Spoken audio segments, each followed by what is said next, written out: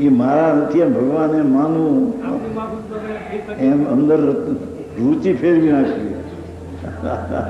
કેશવભાઈ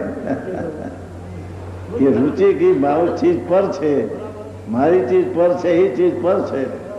એ પર મારી છે નહીં. પર ને પરમાત્મા એ પાપ કહ્યું છે. એ પાપ મારું નહીં. હું તો આત્મા જ્ઞાન સ્વરૂપ છું.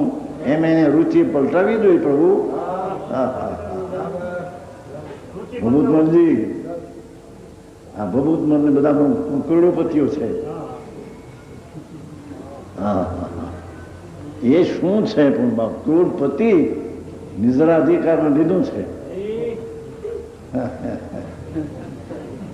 નિજરાધિકારમાં એ અધિકાર લીધો સમયસારમાં કે જે કોઈ પ્રાણી એ અજીવ છે, મારા છે માને તો એ જીવ અજીવ છે, જીવ નથી.